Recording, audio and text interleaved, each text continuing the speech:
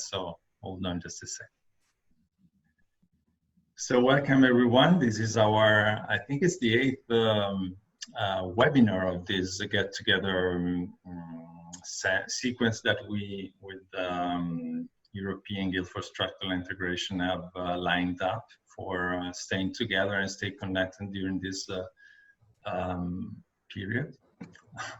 I'm not gonna be more specific because everyone knows what we are passing right now.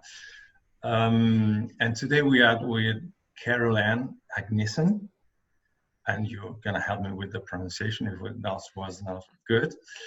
And so Carol, I didn't know Carol before we started these webinars, and Mary Bond suggested me that we two get in touch, and actually we got in touch, and I was very much enthusiastic to find out how much we share, or I share, with her background. I mean, Emmett and Emmett Hutchins, Peter, and also I have the sensation that what in the European Guild for Structural Integration we teach is very in line with what Carol has developed and has brought. So I'll just hand it over to you, Carol. Thank you very much for being here with us. And I'll be here supporting you with the technical aspects. And for the crowd, for the audience, there will be part where you can ask questions. So feel free to do, okay? Thank you, Dario. It's been a pleasure to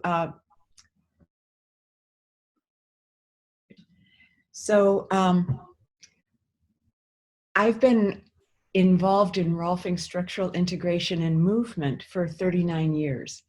And there's been very few times that I actually experienced a lapse in working, except for this time of being quarantined. So it's really been a lot of joy in my life. Also my life raft. When things were stressful in my external life, I could find a place of peace in myself when I went into my workroom. So I started, I heard about Rolfing from my high school teacher. And I looked and looked and looked for Rolfing. I grew up in Detroit, but it wasn't listed in the library or in an encyclopedia, in the dictionary. But I started hearing about, I knew this is something I had to do for myself. And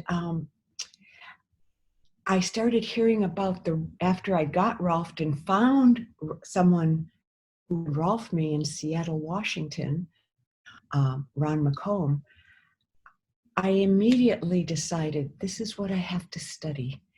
And so it was, Rolfing at the time was known as the mystery school. And that in itself was what really drew me into it. And I decided I quit my job teaching and I went and studied Rolfing.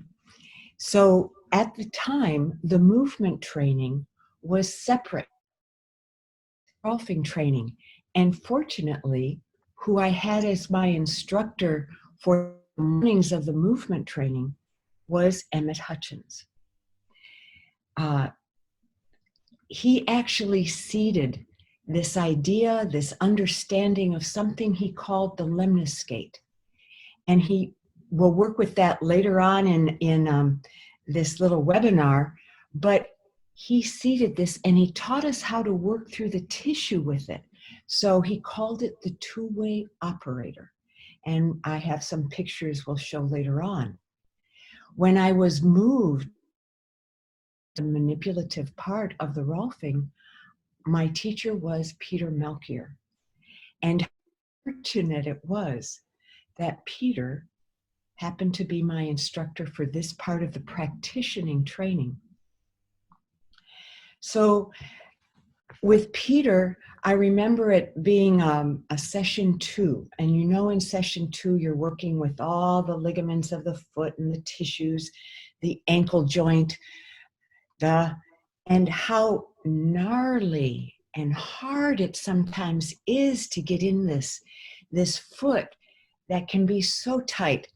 Now, he must have seen my frustration, because I was truly getting frustrated, sweating, knowing I had all these goals that I had to complete. And he came over to the table. And I can't remember if he put his hands on my hands or I put my hands on his. But the thing is, together, he took me into this place of depth and spacious inside the ankle joint. It was as if we went into the Grand Canyon's depths. My entire understanding of the body as just bone and tissue,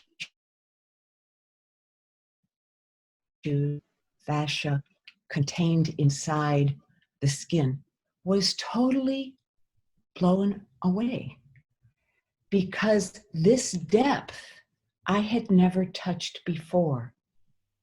And with the gentlest of contact, suddenly I was in the universe, and my model's ankle changed. And suddenly the lift that can come from ground up began to show through his structure. It was the most amazing experience I had. And obviously, I'm still remembering it 39 years later. So I'll be forever grateful that Peter was one of my first teachers. What that seeded in me, a sense of the body, of the mystery of the body. So the mystery school wasn't something out in the cosmos. The mystery is within us and in these depths and dimensions that we're able to contact with our hands. So that was one of the seedings that I received from an instructor that has carried my curiosity through how do we continue to touch this way, to touch the dimensions of the body that are both anatomical but beyond the anatomy. And the question that started arising in my mind for so long is, what is a body? What is this that we're moving in? And how do we continue to keep that wholeness, that embodied wholeness of ourselves? So that question, I remember one time in my office holding someone's leg and just going, what is a leg? It's not just a femur bone and tibia and fibula and foot. What is a leg? And how does this begin to move us? So that question and the spaciousness of what our body is continues to be with me. So I wanted to do a little tiny exploration, taking what Peter showed me as the depths of our system and just begin to explore that within ourselves in a little kind of somatic exploration, inquiry. You could call it a meditation. So it's exploring the relationship between the beat of our heart, the breath of our bodies, and the spaciousness that we are. And as we all move through this pandemic that so much involves our lungs, it also is being known that it involves our heart. So think of, before we begin, I only have one fluid-filled balloon here, but just imagine, just take a sense for a moment of knowing that The lungs are breathing front, back, side, and in between your lungs is your heart. So with every breath, there is a massaging of the heart. At the same time, the pulsation of the heart is a resonance through your body. So find a way to be comfortably upright and relaxed. If you decide you want to close your eyes, that's fine. And place one of your hands over your heart at this moment so you begin to sense your own heartbeat. Mine's a little bit high right now. I'm excited. So just notice the pulsation, the resonance, which is your heartbeat.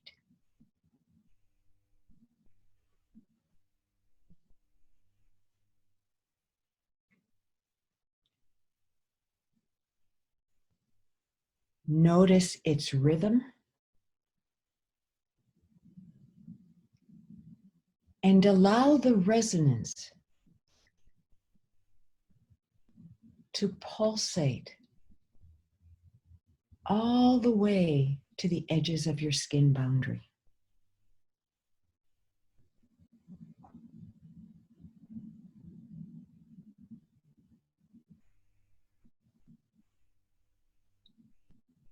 You might even notice that as you tune into your heart and the beat of your heart,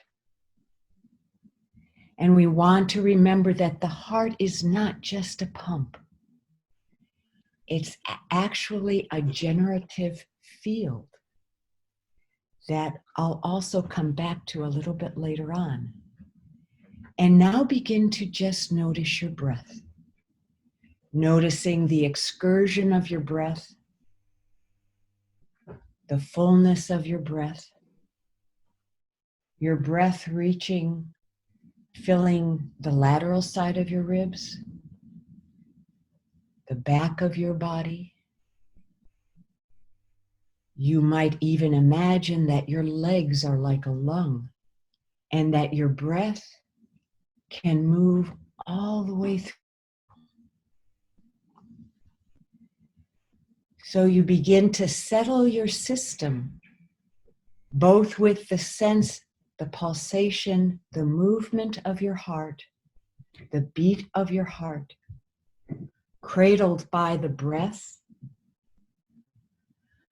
and fullness of your lungs. So both of these resonances move through our bodies all the time. And they're like a touchstone for us to bring ourselves back to a center space inside of ourselves that also help to calm and center us, whether we're working in a session, whether we're dealing with the social distancing of these days, whether we're nervous about the influx of news, that I can find this heart, my heart. I can find my breath. I can find the spaciousness that doesn't stop.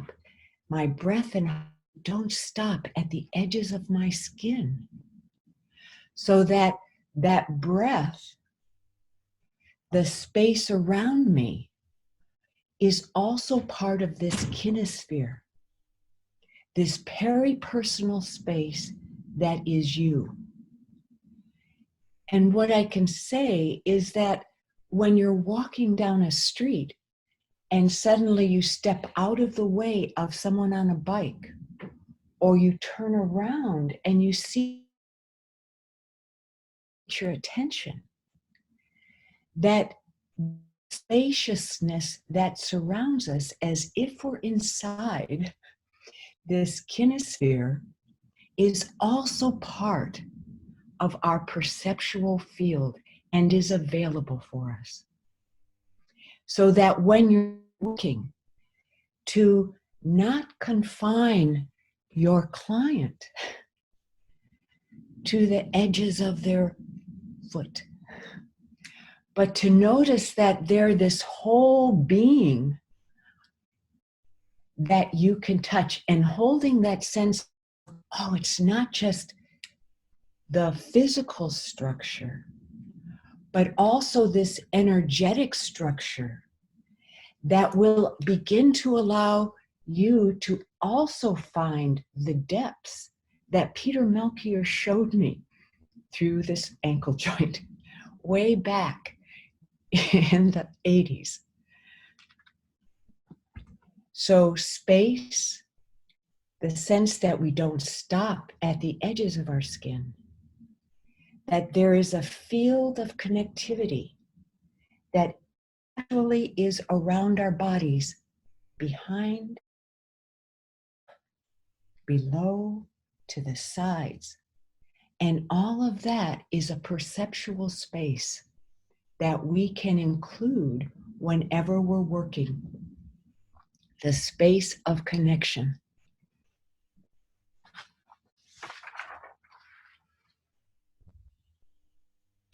We don't stop at the surface of our skin, and neither does the person we're working with.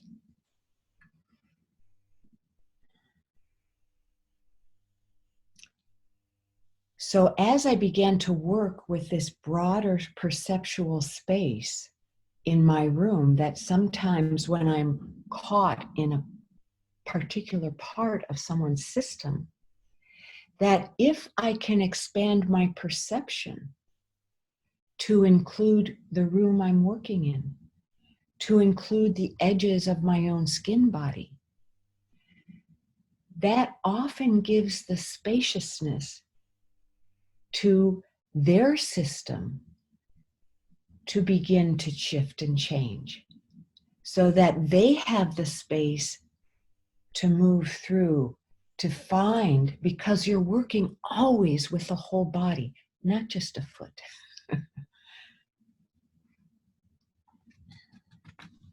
So we want to open ourselves to the literally the sensory sense of, oh yeah, I'm spacious. I have space around me. I need space to work in. And the person I'm engaging is also has that spaciousness. Another key that I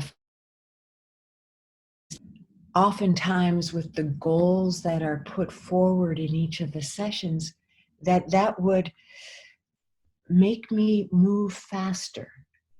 And instead, I found that I had to slow down in order to really begin to move through the whole system, someone's system. That slowing down, breathing, all of that began to be some of the principles that I began to work with, that I could, so that some of the goals of different sessions would be met, not by what I was doing, but how I was being present with myself and sensing inside myself and listening to their system, how their system directed me. And part of that was by feeling the sensory spaciousness in my own hands that allowed my hands to listen more closely to what their system was telling me, rather than me always telling their system what I wanted. So what I'd like to have you do right now, and if you have a partner in your house, you could play with them, you could ask them to, or a cat or a dog, or just to use your hands, and for the moment, just let your hands be on your thigh as if, and look for your rectus femoris, your quadricep, the quadricep. Okay, I'm have the mental intention of finding that in your own leg. Okay. Notice how your hands feel. Notice how much of your own body you feel when you focus on just contacting a specific part. Okay. Does that feel familiar to you with how you find the anatomy? Okay. Now, shake that off your hands. And what I'd like you to do is now think of your hand as having space, almost dimensionality inside of your hand. So that, the palmar surface isn't just here, but the palm surface might be an inch or off. The same with the back of your hand. Oh, so if you've ever done any scuba diving in cold water, they give you these gloves that I call them the Minnie Mouse gloves. They're like these neoprene gloves that fit over your hand. So I want you to think of your hand as being encased, literally encased in space, but in a live space. Space is not empty. So that extension of fascia, the perineural space, all around the hand. Now, place your hands on your thigh and ask your system to show you its quadricep, the rectus femoris. You might notice that it's not just a part of the rectus that you feel, but the entire muscle, and you might even begin to feel more of your leg. Even though that gentle falling forward a rectus muscle or one of the other muscles in your body is there, but the whole system begins to show itself to you. Sometimes I have found for myself that if I hold the intention too much, it's like having a conversation with a friend and you're the only one talking. And what we want is that dynamic between myself and the person I'm working with, rather than me just following anatomy instead of sensing their response to what I'm offering them, and they tell me something. So it begins to be this dance of listening. And when my hands can hold that sense of spaciousness, then I begin to feel like I'm really working not with a structure, but with a person. And I'm engaging that wholeness because we're whole from the very beginning. The wholeness of all that they are. And I find that then I can follow the stream of their life vitality through them, rather than always imposing something I think is what is important. So that leads us, let me just check my for a minute. So our hands listen to depth. They are listening, they're like our ears. They can listen and perceive. But I have to remember also that our hands and arms are totally connected to our heart. My first Rolfer, when I finally found it in Seattle, Washington, Ron McComb, who passed away this last year. He used to say, remember, Rolfing is an art and a science, and to always remember the heart. And his business cards always had hands coming around the heart. So thank you, Ron. So you see along the way, these wonderful gems that have stayed with me.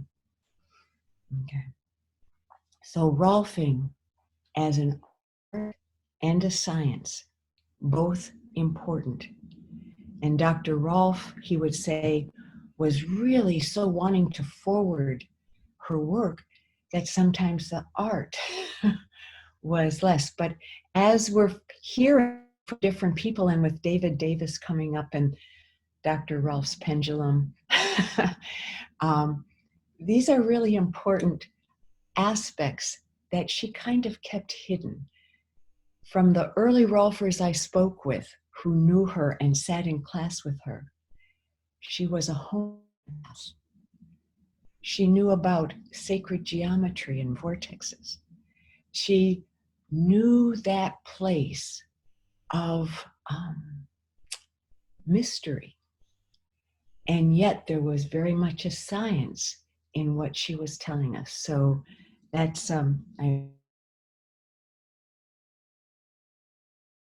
Ron kept talking about arms. And just for a moment, I'll talk about embryology, which is something I truly love to study. The heart, called a primordium. The heart, think of a primordium as that beginning place where everything's starting to move. Everything is coming to the fore, to expression in our bodies. The heart primordium is around C3, C4 in our cervical spine.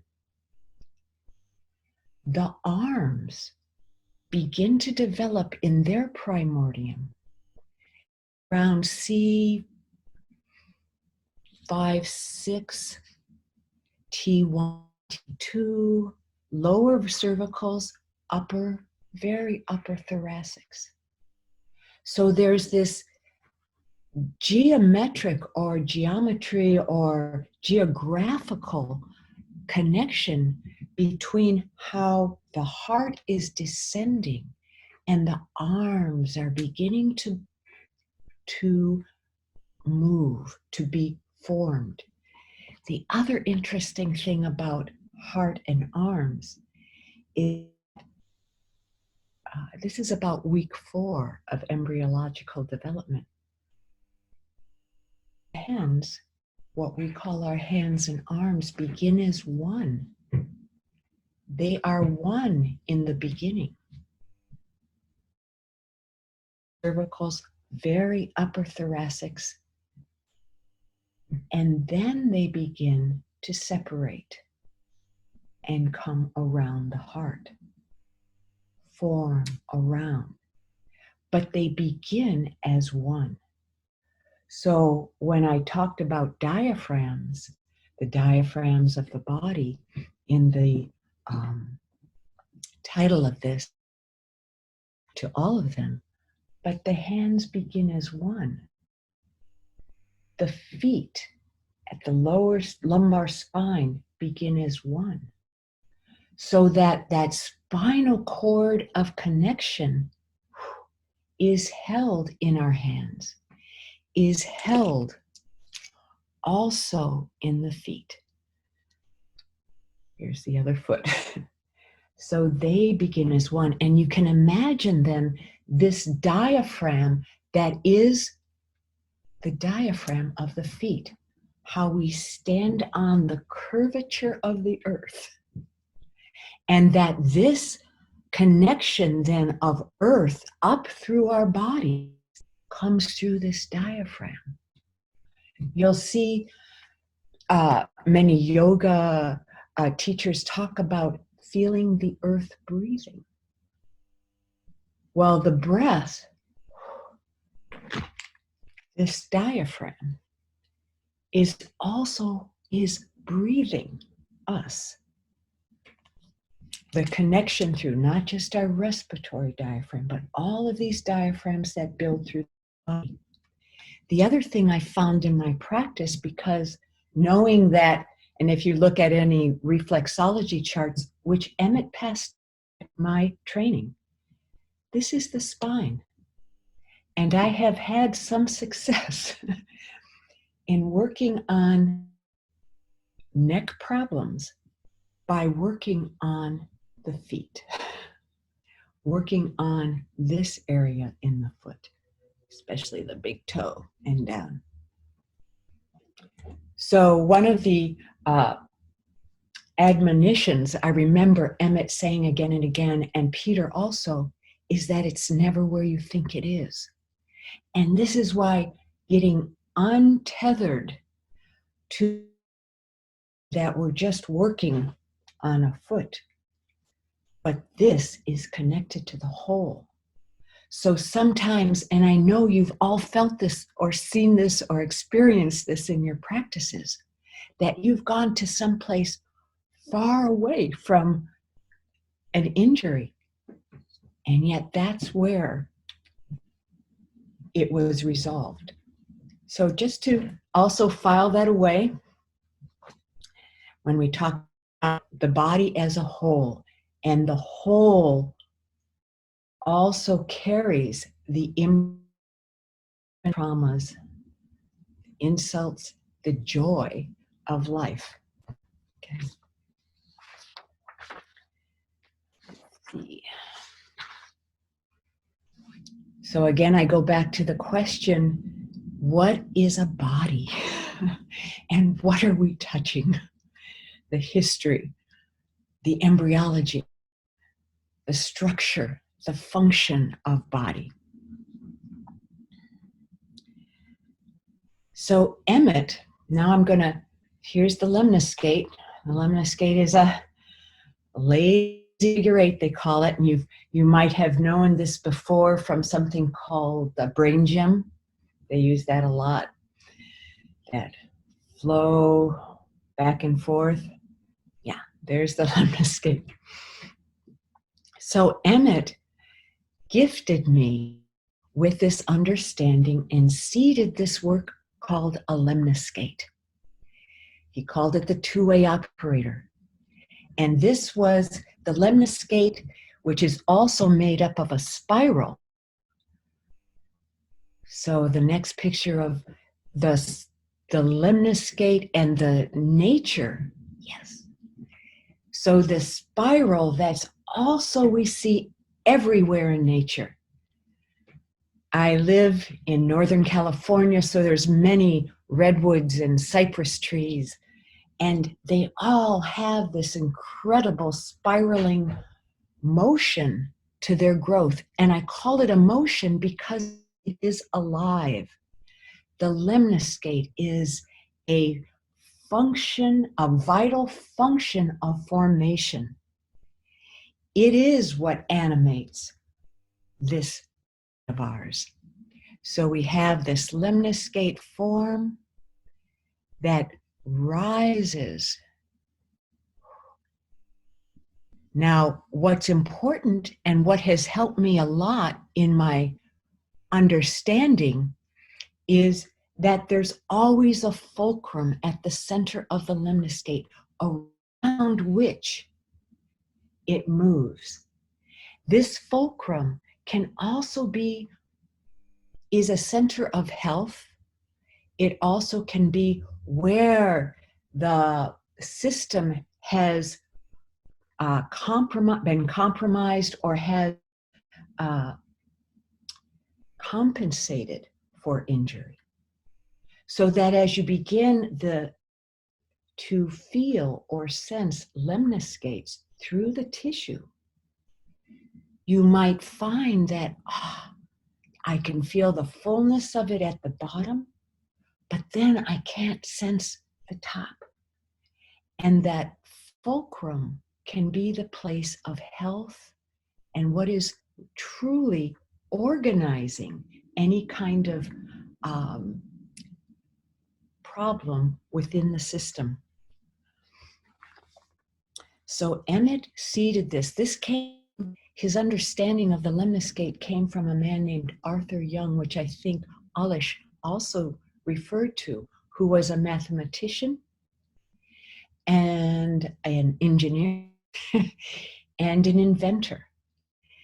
And what's always curious to me is how there's always this kind of collection of people who are thinking in the similar way. So along with Arthur Young, who invented the Bell telecopter, which is multiple lemniscates moving, okay, there was also a man named Alfred North Whitehead, who was a biologist and a mathematician, a philosopher. And he spoke about the body as a process, that the liver is a process in time.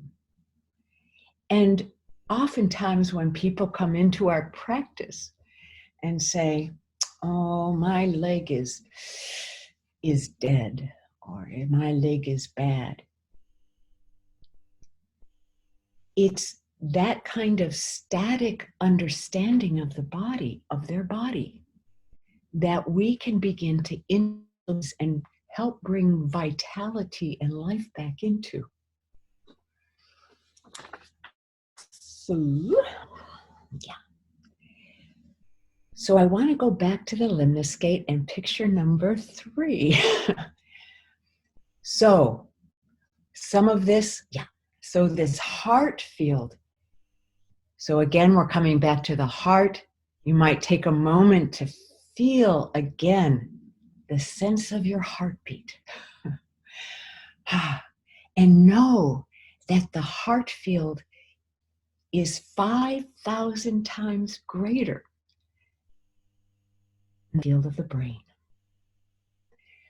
So as we go through this social distancing, notice from your heart this torus form, which is formed of multiple lemniscates, multiple spiraling lemniscates, is generative from your heart space. So instead of not being able to touch with your elbow at 6 feet away, but what can be generative, expressive, and meet another is this field of your heart.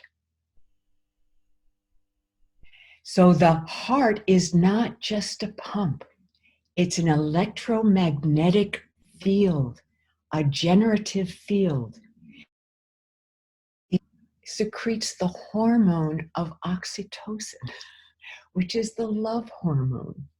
So this heart field, caressed by the breath of our lungs, is such a dynamic expression of connectivity, whether we're next to somebody or we're back from somebody. It is a generative field.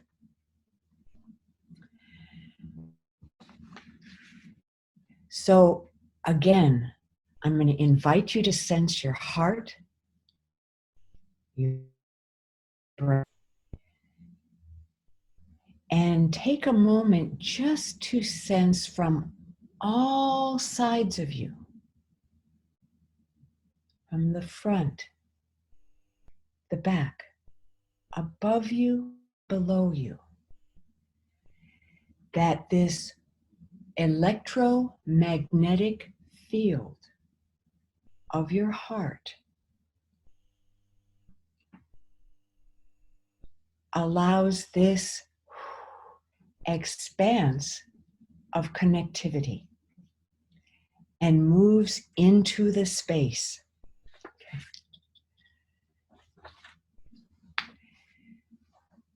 So I'm also aware of time. So we're okay. Okay, good. So again, just to review, hands grow around your heart. They are expressions of a diaphragm, form from one thing, and then they separate and enclose our heart. So that when we're working, and what I found, I take this into my work all the time, because I used, okay, here's at one side, and here I'm at the other side of a foot. But if I think of my hands are from the very beginning of formation, connected, one, then it's as if one hand is connecting through someone's system. And that connectivity through enlivens things. So Emmett seeded this lemniscate that is a dynamic movement in the body. So we'll go to picture number 4. And because we're looking so much right now, here's the lemniscate through the body. So sometimes I'll stand, before I even begin a session, I'll stand at the feet and sense, hear the lemniscate, they're bringing it just through the hip joint. But sometimes I'll sense, oh, what is the whole movement through that core midline of the person, or where does it stop? Where does it stop? And then number 5, here's the lemniscate in the feet. And again, with Peter's help, finding the spaciousness first, and then following. How, remember those second hours peroneal muscles? Well, there's a lemniscate of formation in there. Or the lemniscate through the foot. I also take this when people have injured shoulders, the lemniscate through the lower arm, the hand, the wrist. So how do I work with that motion? Or how do I invite that motion come into my own hands?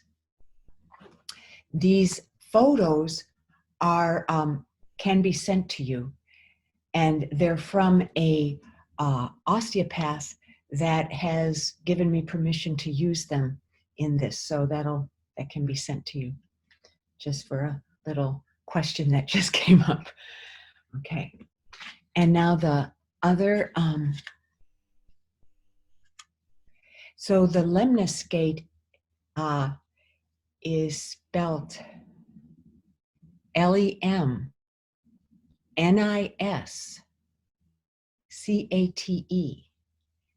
And although I've used this on my Word documents for many years, they haven't learned it yet. It always comes up with a little red line underneath that I've misspelled it, but that's the way it's spelled. So the next image is of the pelvis, and how you'll see this, the lemniscate. Now this goes back to embryology, and this photo is from a book called Dynamic Morphology by Johannes Rohan. And what I love about his book is that he shows how the lemniscate motion forms the acetabulum with the ball of the femur moving through the acetabulum to begin its formation. Is a a lot of hip replacement surgery going on, especially in the United States. I don't know if also in Europe and other places that's happening. But when I talk to people, they'll say, oh, their doctor told them this started when they were an embryo, when they were in utero. So there's a hip dysplasia, and that motion of the lemniscate did not get completed. Okay. So 40, 50, 60, 70 years later, the pain of that misplacement, hip joint surgery can alleviate that. But that's where it begins, in utero, oftentimes. There's also accident injury, but the movement of the lemniscate shapes the acetabulum. Okay. Next. Okay. So if we're talking about the lung, and this picture is the right lung, anterior and posterior, and we can close that picture because I want to show my hands actually. Thank you. So you want to not only pay attention, let's say this is the top of the lung, that I'm not just following internal and external rotation, but I'm literally sensing through the lung from let's say the superior top of the inferior lobe to the superior lobe or the middle lobe.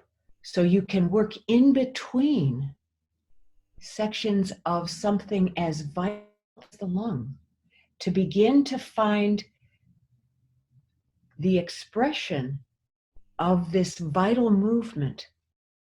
Okay. So we can work anterior, posterior, but remember, our hands begin as one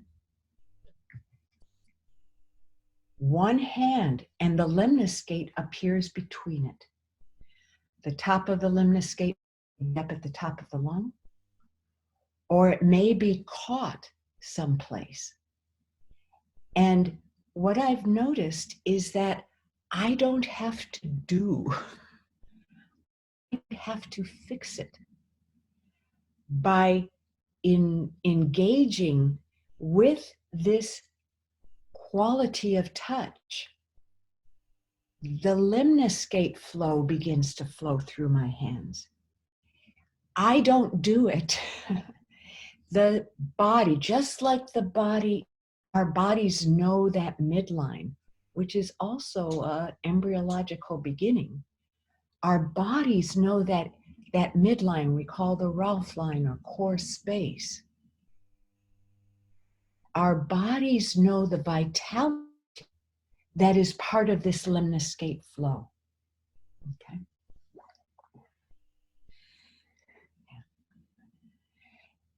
And again, it's not just moving on a vertical axis, internal to external.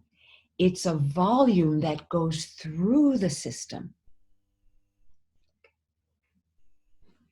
So it's a vital process. So again, I work with this sensing as a diagnostic.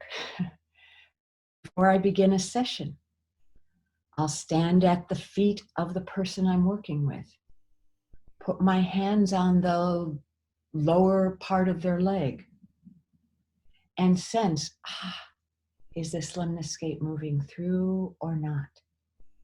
And where is it caught? And this might be a function for post-10 advanced sessions. So we've talked about the heart, the breath, and you want to understand that breathing is a lemniscate function. Bring air from the outside, and I expel breath to the world. So it's always moving through us. And the more that I allow that spacious sense around myself, the more I find that my breath also opens. Because in some ways, I feel like the edges of my skin are the condensation or the densification of layers of consciousness that are manifesting into this body. But I don't stop here.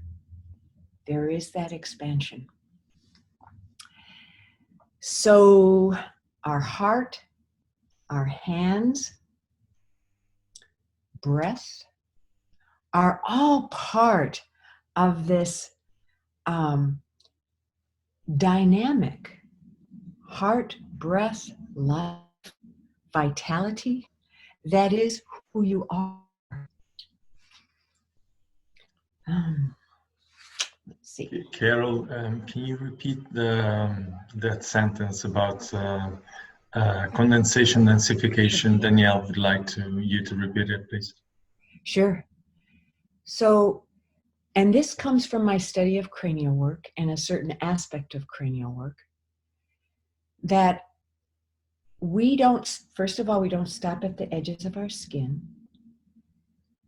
That what is informing us and literally animating our structure are these flows, these vital flows. And for me, it's also this Lemniscate flow that is part of what creates my body. And in embryology, that's really a huge piece of formation, is how this movement moves through and forms what we call this body.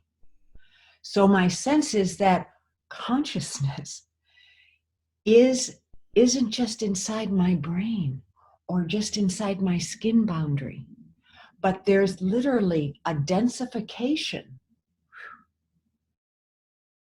into this structure, functional form I call Carol, my body, my structure.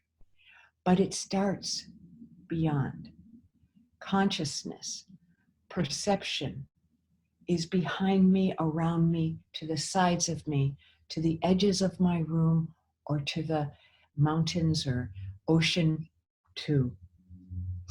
Okay. Let's see.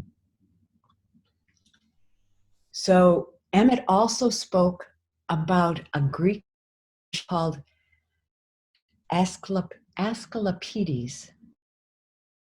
And back into Greek times, he also liked to show us a lot of pictures of the Egyptians. And Asclepiades said that all disease occurs because of an imbalance in the natural harmony of the body. And that breath was the food for the soul. So as we breathe throughout our difficulties, throughout our quarantines, throughout all going on for us at this time, this very dynamic time, we remember to breathe and to feel our heartbeat. So as we come up toward the end of the hour, there's a little video I'd like to show you. It's kind of a thank you for a little video. It's one of the sweetest ones I've seen, and it encompasses everything.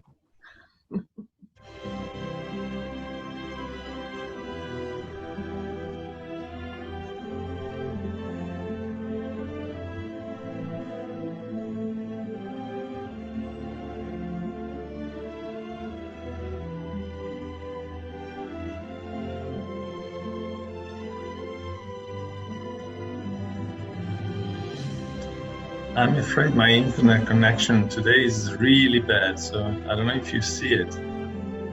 Okay, I can see it. Sorry, guys. Anyway, for me, when someone it's perfect. It's perfect.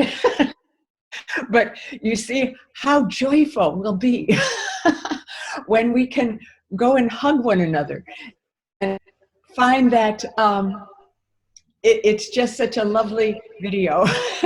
And we can begin to hug and touch and be close to one another again. So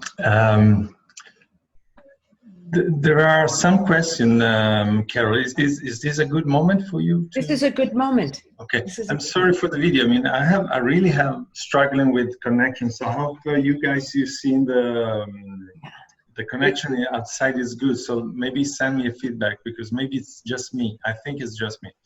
So one question, Carol, is about the oxytocin. They're asking if isn't that produced by the pituitary gland, posterior pituitary gland, or? I don't know. I don't know. I think it's actually coming from the forces, the therapeutic forces that vivify the trees, that move and grow flowers. It's the vital force that people used to talk about, that there's something inside that is literally vivifying life, that can't be, it may come from the pituitary. I think it's very possible that there's a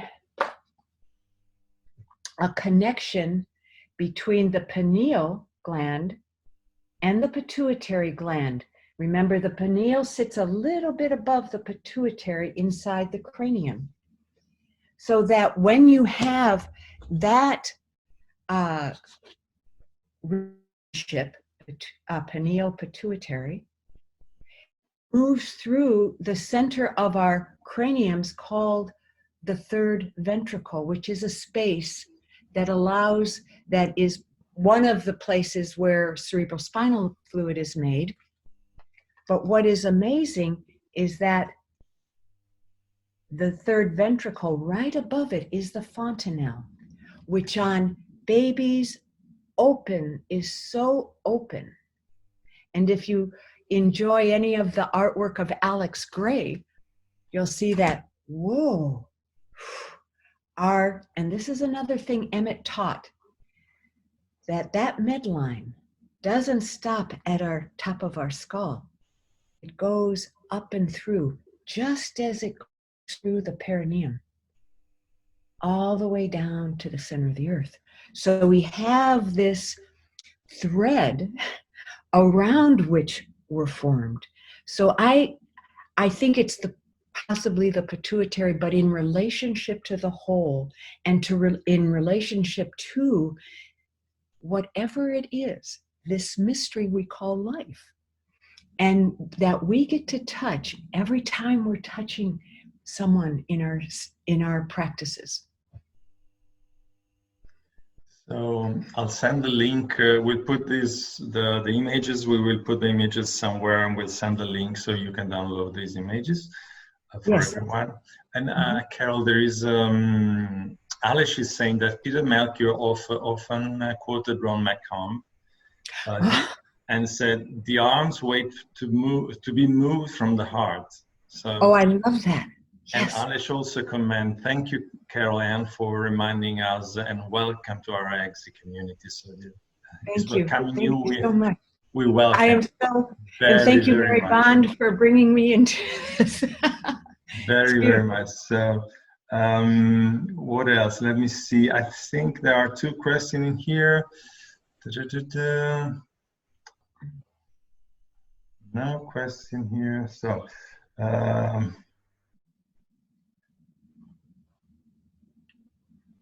they're thanking you. Jill is thanking us. The connection was fine. Thank you. And are any question left? There's 1,000 of messages, and I love you guys. This is wonderful. A lot of messages. Am I missing some questions, or I think I've covered them all? I have a question for you, because it's I've loved the process of your talk, and a couple of things really stuck me when you said, "What is a body?" And then you start talking about the body as a process. So I mean, probably, you know, you gave the answer towards the end of this session. Is it a process? And what does it mean that the body is a process? That's the first thing that I think will stay with me. This is something, I mean, I'm Yes. already processing a lot by myself, but Yes. it is, I think probably this is a quest that we have to go through, and it's not an easy one. Probably it's the life itself that it would bring the question. But so the other aspect of this, I don't know if you agree with that, but I do feel like that when you say that having this broaden your experience to the boundaries of the room, for example, and then you get in touch with you connect with the person, and sometimes only that brings the awareness to the people. So it's like I do feel like for you also it's very strong the fact that we are the tools, so we have to work on ourselves as well. Yes. Can you tell me something about this? How do you feel this? For me, this work has always kept me studying, inquiring, exploring. And the more I can go this way into the sensation, the feeling states of my body, the more I understand and the more spaciousness I have inside of myself. And so it is a continual process, and that's the beauty of it.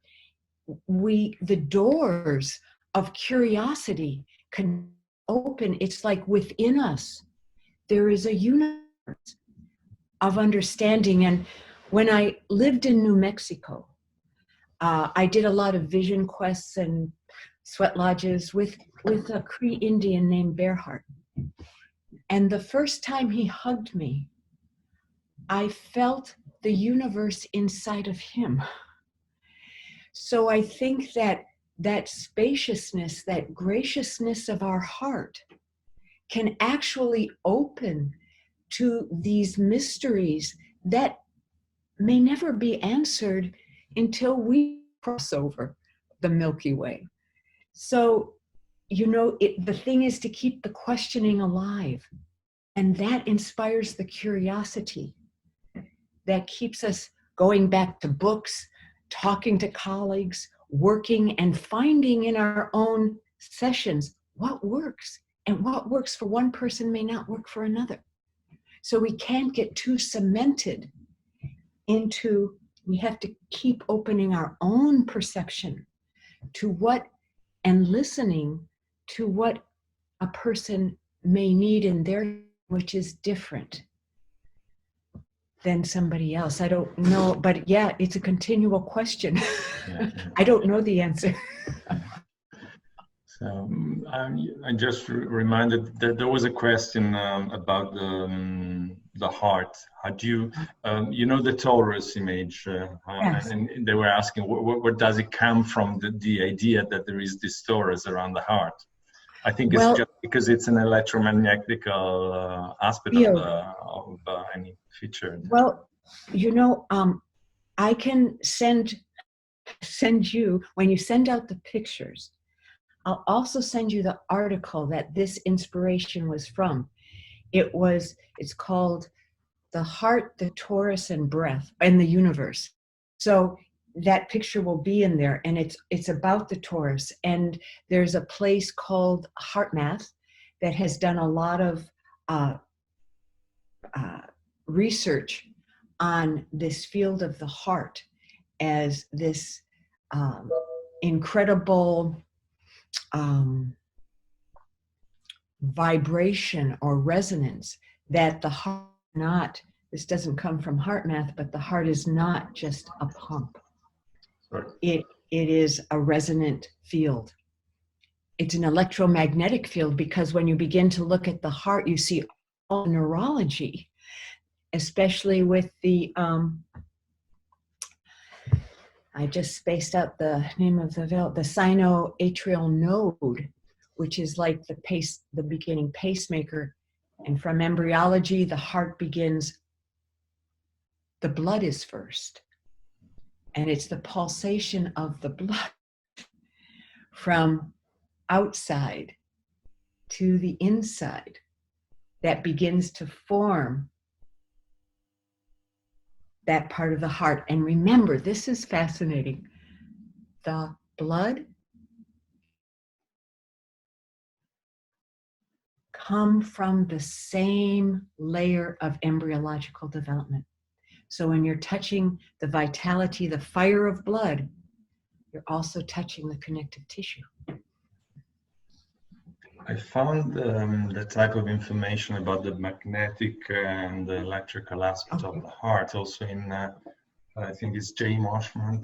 In Italian is Medicina Energetica, so I think energetic medicine, which has got a lot of connection with that, and it's fascinating. Yeah. If one Googles, okay, you will Google's find the image. Yeah. So I think Nilsi, she's saying, I would love to suggest a book, and it's A Human Heart, Cosmic Heart, Thomas Cowan.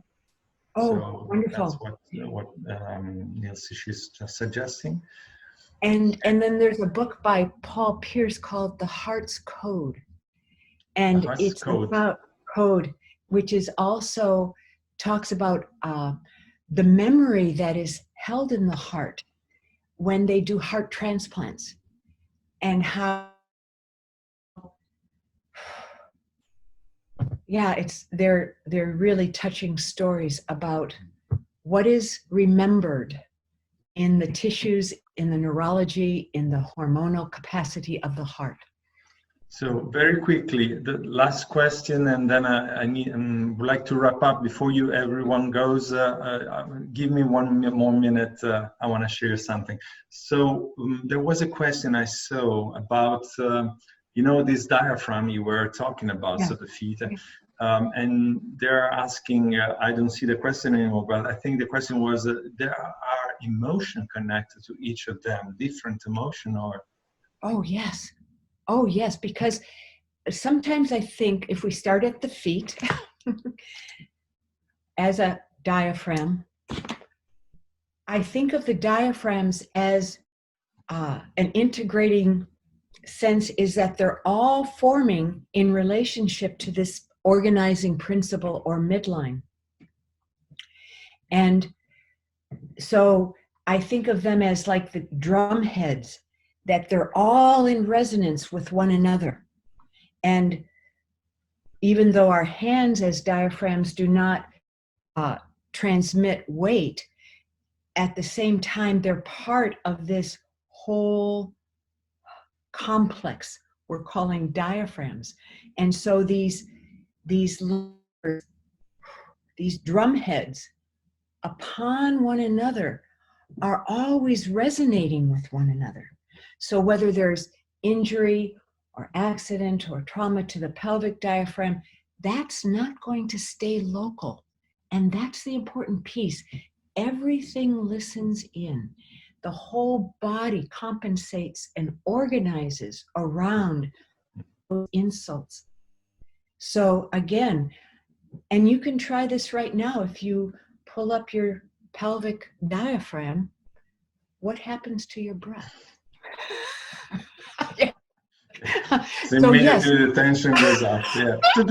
So all these diaphragms are talking to one another. So thank you very much, Carol. Thank you. Thank you. It was lovely. Thank you. Bear with me just one more minute. I want to show you something. I think okay. So the thing I want to show you is first of all, this Thursday, David Davis will be talking with us about either role for her pendulum in her pocket. I don't know. And so if you have already registered for Carol Ann, you are also registered for that call. But next week we will have Neil Power on Tuesday, and we're gonna finish the month with this panel of with all of these wonderful speakers: Neil C. Silveira, David Davis, Neil Powers, Fulvio Faudella, Bert Smith, and Aleś Urbanski. They're all gonna be there, and we'll do a sort of roundtable. We would like you to send us questions. So use this email address, info@rolfguild.eu, or send me an email to me directly, info@rolfme.it. Or we also probably post something on Facebook, so you can write down as a comment over there. So that's the first information. Second information I would like to share is it's a little bit in advance, but be aware that we're gonna have this 6 days event in June 2021. It's gonna be a very big event. We're gonna have all the person that you've seen in the first panel, and we're gonna have we're going to dedicate 6 days of workshop on working on the recipe, okay, and on all the treasures that are hidden in the treasure in this wonderful gift that Ida Rolf gave us. This is going to be a big event. It's our 10th anniversary, will be our 10th anniversary, and it's also going to be the 125th anniversary of the birth of Ida Rolf. So then the last piece of information is this one. Next year, Neil C. Silveira and Neil Powers are teaching our advanced training. We're gonna shape it in 2 different modules. There are still seats available. Go on the website to check for it, and you will find information. If you're interested, just drop an email and find out. I mean, sorry for a little bit of advertising, but I mean, I feel like learning it's a central part of this process, because we are the tool, and we need to make this tool better and better, or finer and finer. I would say there's no better and worse. It's the more receptive and active. Okay. So thank you very much. Thank you for being with us, and I hope we'll have another time for. It was a pleasure, a true pleasure. Thank you. Ciao. Bye, everyone. Ciao. Thank you. Bye. Ciao. Ciao. Ciao.